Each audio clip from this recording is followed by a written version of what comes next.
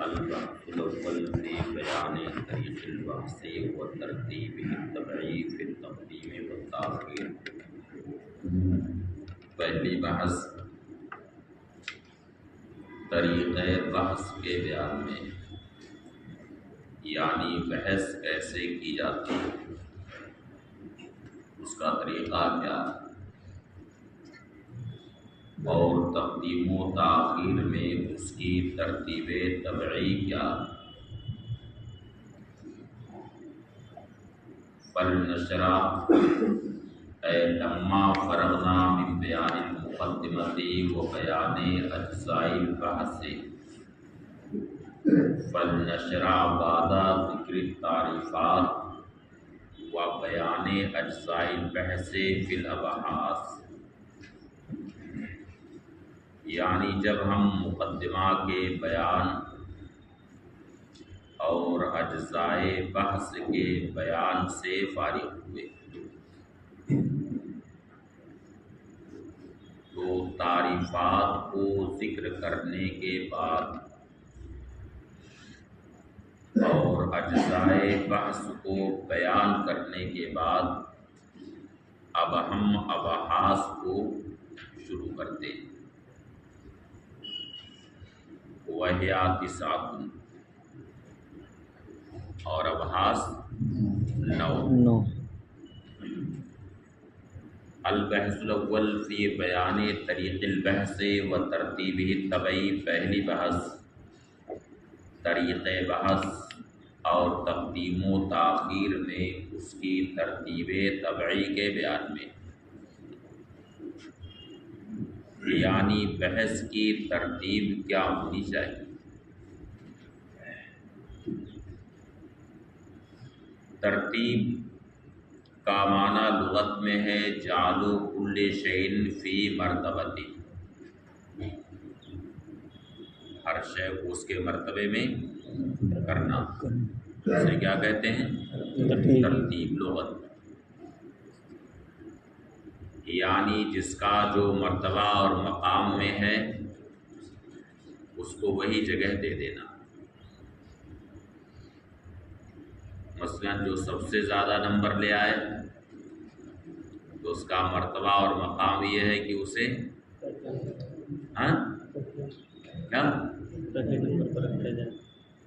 اسے 1 نمبر پر رکھا جائے،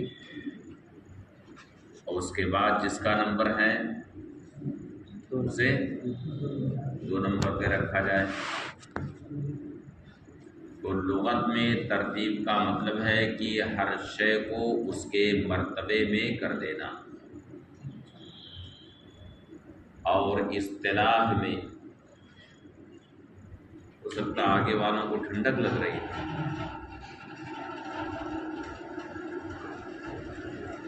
آگے والوں کو ٹھنڈک لگ رہی ہے،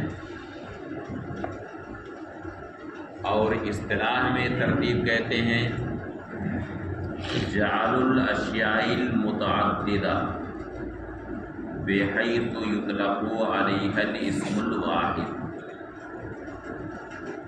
متعدد اشیاء کو اس طور پہ کر دینا کہ ان پر ایک نام کا اطلاق،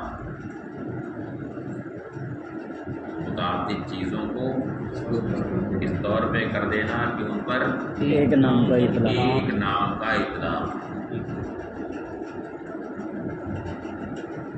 جیسے اب یہاں پہ متعدد ابحاث کو اکٹھا کر دیا،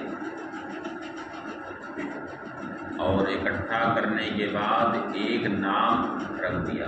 کیا نام رکھا؟ کیا نام رکھا؟ ناظرہ رشیدیہ۔ ہاں کیا نام ہے؟ رشیدیہ۔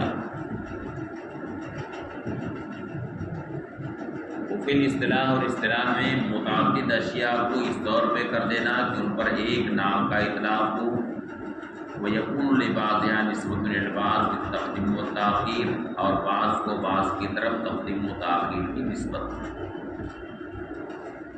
واراد بالترتیب الطبعی الترتیب الذی یقتضی طبیعت البحث ان یکون علی، اور ترتیب طبعی سے مراد وہ ترتیب لی ہے کہ طبیعت بحث اس بات کا تقاضا کرے کہ اسی کے مطابق ترتیب ہونی چاہیے۔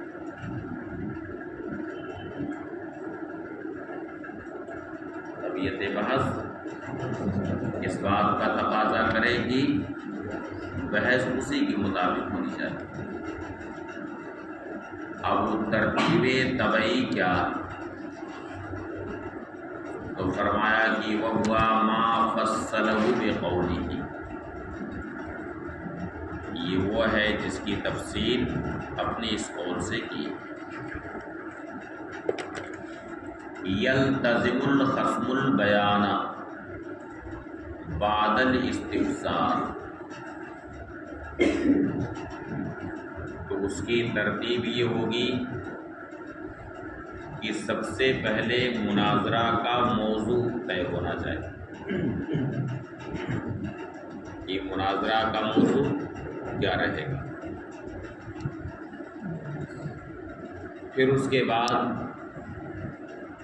شرائط مناظرہ طے ہونی چاہیے کہ مناظرہ کے شرائط کیا ہوں۔ سمجھ گئے؟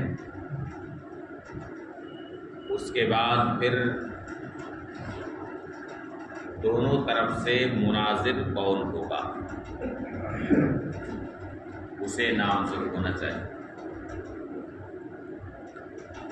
اور پھر دونوں طرف سے ایک ایک صدر مقرر ہوگا جو نظم و ضبط کو برقرار رکھے۔ سمجھ گئے؟ اور یہ کہ یہ مناظرہ تحریر کے ذریعہ ہوگا یا یہ مناظرہ تقریری ہوگا، یا ایک صورت اور ہے کہ کیسے ہوگا، حکمہ اشراطیہ کیسے کرتے تھے؟ نفسی دل اپنے دل میں کرتے تھے۔ تو یہ مناظرہ کیسے ہوگا یہ بھی طے ہونا چاہیے۔ اب میدان مناظرہ میں جو مدعی ہے وہ اپنا دعویٰ پیش کرے گا۔ اب جو سائل ہے تو اس کے مدعا میں اگر کوئی لفظ مبہم ہے تو اس مبہم لفظ کے بارے میں سائل استفسار کرے گا، پوچھے گا کہ اس کا کیا مطلب ہے۔ اب جب وہ استفسار کرے گا تو مدعی پر لازم ہے کہ اس کی وضاحت کرے۔ جب ہر طریقے سے دعویٰ واضح ہو جائے گا تو اب اس سے دلیل کا مطالبہ کیا جائے۔ اگر نقل کیا ہے تو تصحیح نقل کا مطالبہ ہوگا، اور اگر نقل نہیں کیا ہے تو دلیل عقلی کا مطالبہ ہوگا۔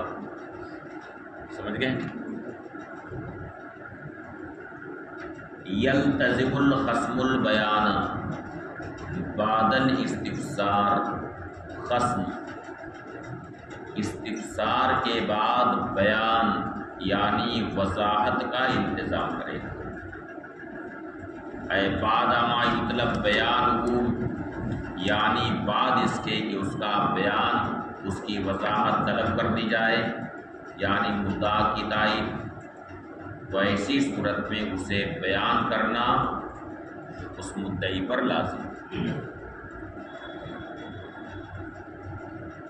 تو جب اس سے طلب کیا جائے تو وہ بیان کرے گا، یعنی طلب سے پہلے وہ بیان نہیں کرے گا، طلب سے پہلے مفردات مدعا کی تشریح نہیں کرے گا۔ لِأَنَّهُ لَوِ اشْتَغَلَ بِالْبَيَانِ قَبْلَ الطَّلَبِ يُعَدُّ عَبَثًا، اس لیے کہ اگر طلب سے پہلے وہ بیان میں مشغول ہو جائے تو اسے عبث شمار کیا جائے. وَيُوَاخَذُ اور اس سے مواخذہ کیا جائے گا، یعنی اس قسم سے مواخذہ کیا جائے گا جبکہ اس کو صیغہ مجبور کے ساتھ پڑھا جائے، یعنی یواخذ. اور اگر معروف پڑھا جائے یعنی یواخذ تو اس کا معنی ہوگا مواخذہ کرے گا. تو مواخذہ کرنا یہ سائل کا کام ہے. تو اگر اس کو معروف پڑھا جائے تو ضمیر سائل کی طرف لوٹے گی. اب اس سائل یا سائل مواخذہ کرے گا اذا کانا مبنیا للفاعل، جبکہ یہ کیا ہو مبنی للفاعل. بے تصحیح نقل، تصحیح نقل کا اس سے مواخذہ کیا جائے گا، یعنی اے بیان صحت نسبت ما نسب الیہ، یعنی جس کتاب یا جس ثقہ کی طرف اس نے وہ قول منسوب کیا ہے اس کی نسبت کے صحیح ہونے کو واضح کرے گا. یہ جو میں نے کہا کہ فلاں نے ایسا کہا ہے یا فلاں کتاب میں ہے تو آپ اس کی صحت کو ثابت کریں. ان نقل شین اگر اس نے کچھ نقل کیا، مثلا اذا قال ناقل، مثلا جب ناقل کہے کہ امام ابو حنیفہ رحمۃ اللہ تعالی علیہ نے فرمایا کہ نیت وضو میں شرط نہیں ہے، تو سائل کہے گا من نیت و من شرط، نیت کیا ہے، شرط کیا ہے، وضو کیا ہے. فبعد ما بین تعریفها، تو ان کی تعریفات کے بیان کے بعد جیسا کہ گزر چکا اس سے تصحیح نقل کا مواخذہ کیا جائے گا. وَيُقَالَ لَهُ، اس طور سے ہی اس سے کہا جائے گا مِنْ أَيْنَ تَنْقُلُ أَنَّهُ قَالَ أَبُو حَنِیفَةَ رَحِمَهُ اللَّهُ ذَلِكَ، یعنی تم کہاں سے یہ بات کہتے ہو کہ امام ابو حنیفہ رحمۃ اللہ تعالی علیہ نے ایسا فرمایا. فَيَقُولُ النَّاقِلُ، تو ناقل کہے گا قد صُرِّحَ بِهِ فِي الْهِدَایَہ، اس کی صراحت کہاں کی گئی ہے، ہدایہ. اب کہتے ہیں لیکن فی زماننا لما نشا الکذب والمجادلہ والمقابرہ لا یکفی ھذا القول، لیکن ہمارے زمانے میں جب کہ جھوٹ، مجادلہ اور مقابرہ پھیل گیا تو محض یہ کہنا کافی نہیں کہ ہدایہ میں بل لا بد من ان یریا ما نقل، بلکہ جو نقل کیا ہے اسے دکھانا ضروری. اور یہ اپنے زمانے کی بات کر رہے ہیں، کس زمانے کے بزرگ ہیں، 11ویں صدی ہجری کے بزرگ ہیں. یہ اپنے زمانے کی بات کر رہے ہیں کہ اس زمانے میں جھوٹ بہت عام ہو گیا، اور اس زمانے میں